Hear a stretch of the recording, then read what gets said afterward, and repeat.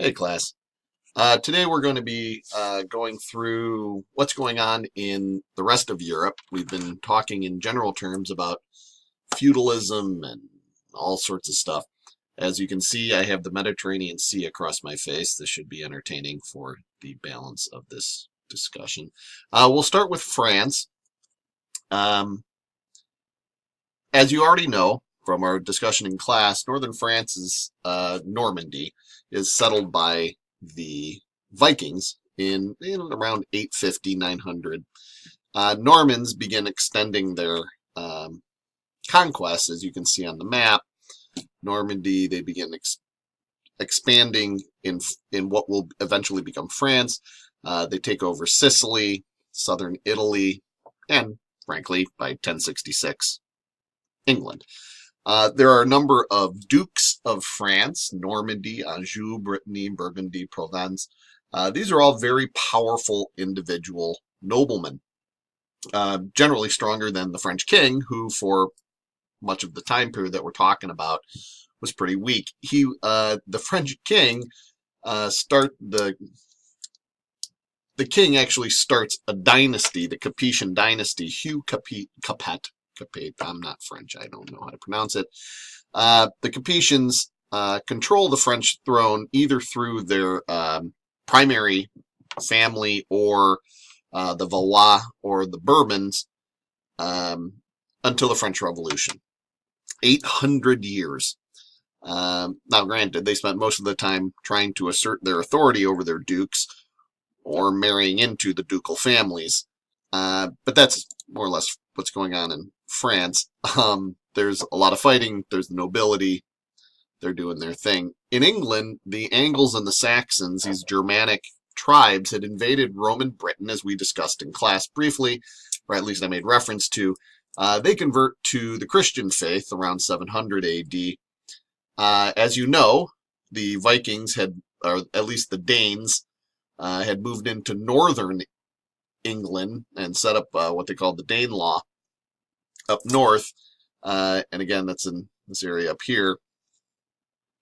But another branch of Norsemen move in.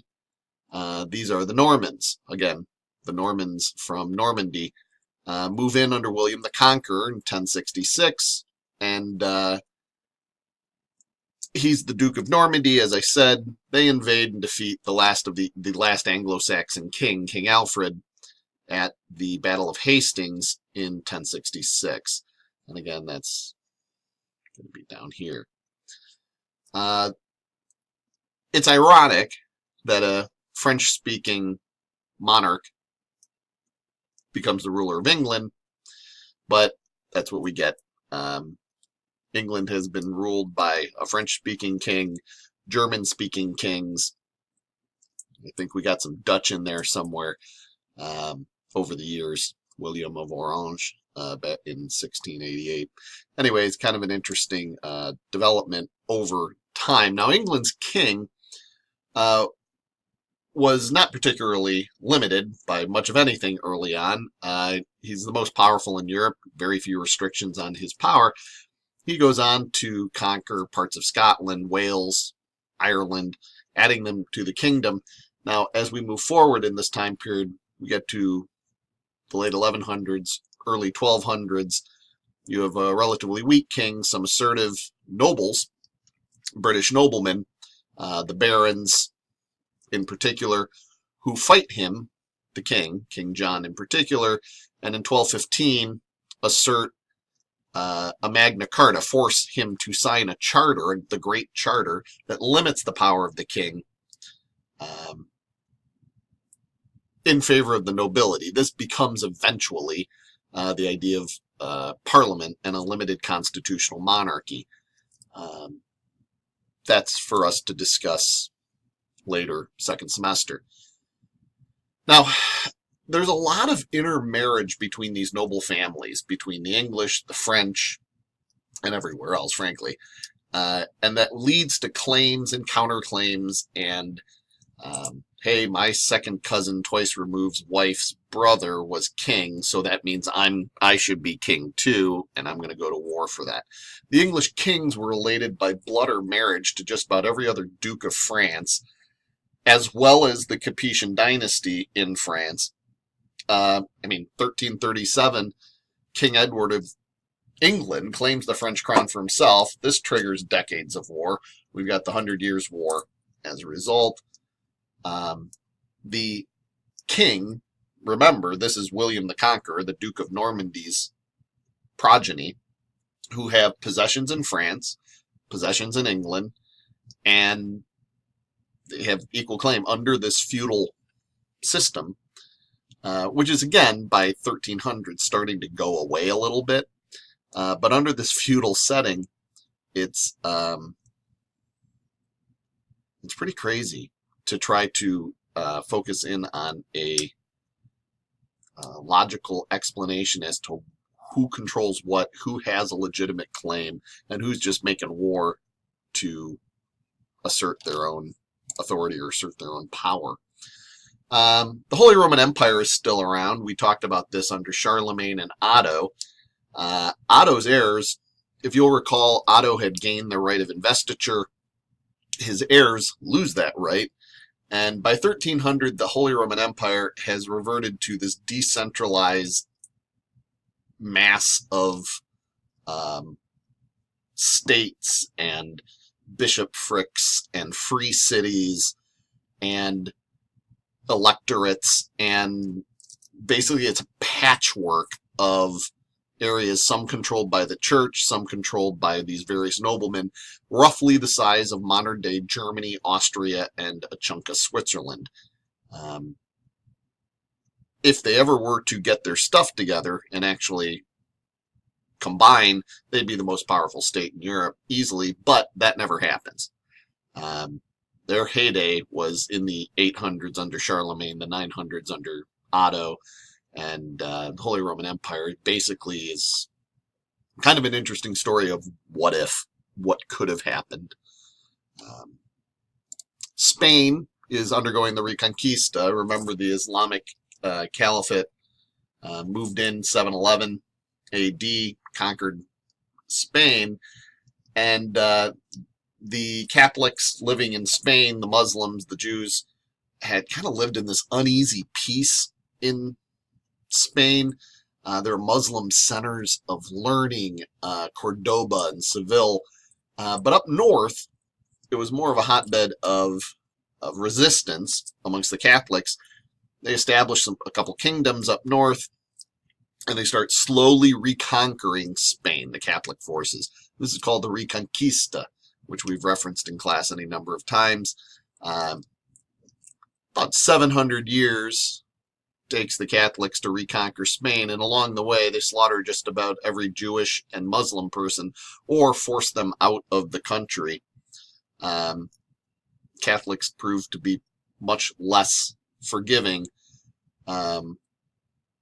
relative to the Muslims, and again, the whole concept of dhimmi.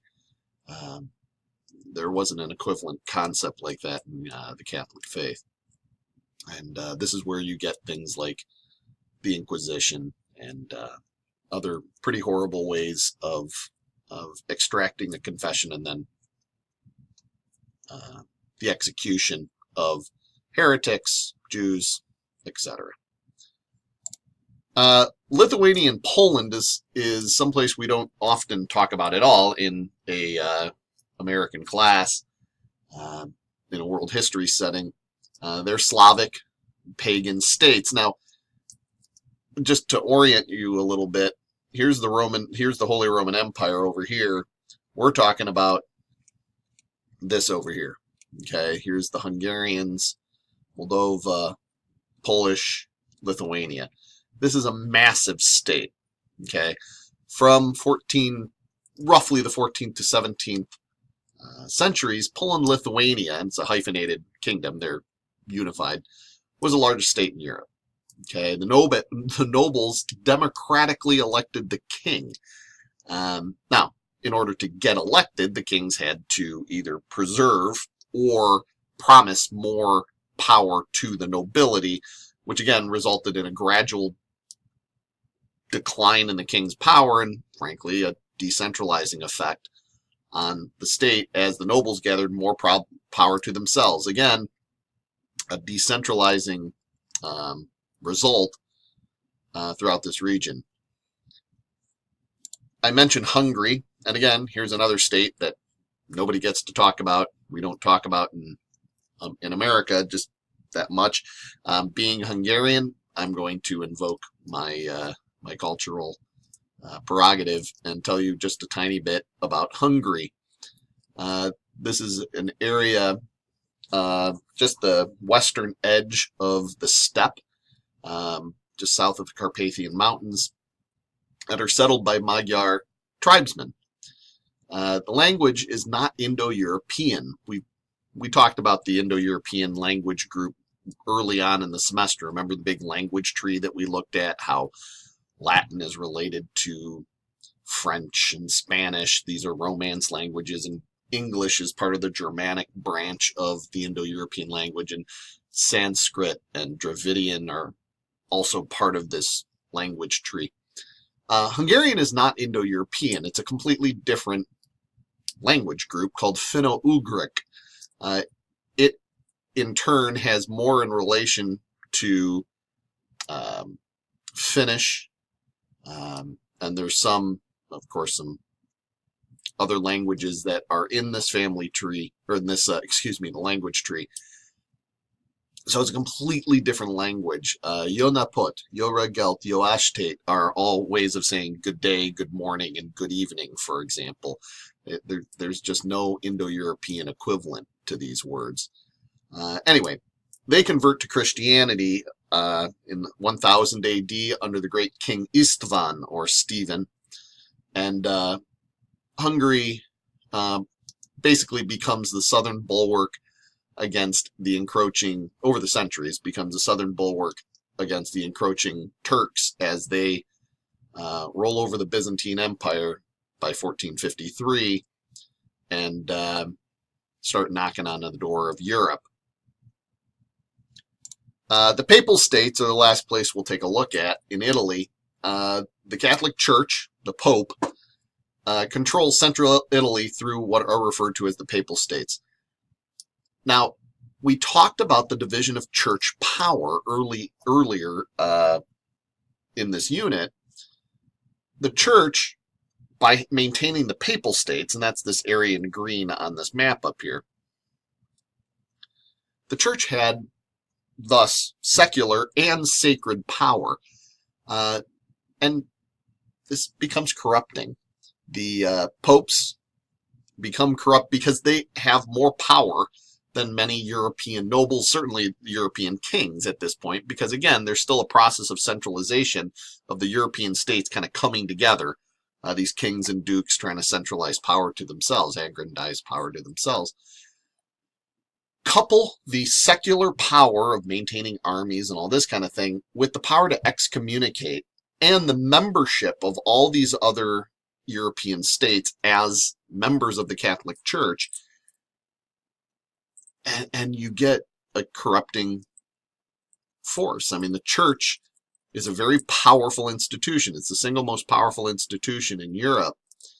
And, well, we're going to spend a lot of time second semester talking about the church, its power, and frankly, its corruption, and what that results in. Of course, it results in the Protestant Reformation. Well, that was our brief trip through Europe. We'll talk more about it in class tomorrow.